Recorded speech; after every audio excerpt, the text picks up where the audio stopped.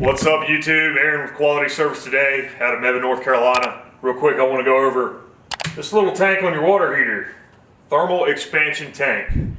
This little tank here is, well, basically exactly what it says. It absorbs thermal expansion. I'd encourage you to check out Mythbusters on, they did an experiment between this and the TMP. Temperature pressure relief valve. This thermal expansion tank is what it does. It has an air bladder in it. It's got a Schrader valve just like on your tires on your car. You check that with an air gauge. When the water's turned off, it's drained down, it's empty. Do not check it while the water's onto it. You'll be reading the water pressure. This tank should be set, some manufacturers vary, but typically at the same pressure the house pressure is, water pressure. So you need to have check your house water pressure, and if your house water pressure is at 60 psi, the air in the tank needs to be at 60 psi. Because how this tank works is, as water heats up, what's heat do? Heat rises. What else does heat do? Heat expands. As the hot water rises and expands, this is pushing outward on your entire plumbing system. So if your pressure is at 60, it could rise up a good 10 pounds. This tank, this air bladder, is going to absorb that expansion. Helps the life of your plumbing system, your faucets, your toilets.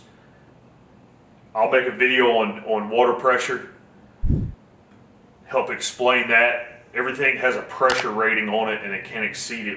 When you're mixing heat, thermal expansion, water pressure, it's an application for a disaster. So this tank works with the temperature pressure relief valve right here. This pressure relief valve is typically known to blow off around 150 pounds, 210 degrees. Since heat's rising and expanding, you have two things working on this. All the heat's up here at the top of the tank and your thermal expansion. If your thermal expansion tank goes bad, there's nothing absorbing that additional expansion. So the entire system's closed off, nobody's opening faucets, there's nothing to relieve the excess pressure as this tank heats up at that time. This pressure relief valve can blow loose or dribble a little bit. So in a lot of cases when this thermal expansion, this TMP valve is dripping, sometimes your thermal expansion tank may be bad. You tap on it, you make sure it still has air when it's drained down, make sure it's not waterlogged. If that's the case, they can both affect each other, just as the pressure regulator valve to the whole house. If it's bad, it can cause this to leak. All three work together. I hope this helps you out. Again, Aaron with Quality Service today, plumbing out of Mebane, North Carolina. Make sure you like, comment, share, hit the subscribe button for me. Really helps me out. I appreciate it.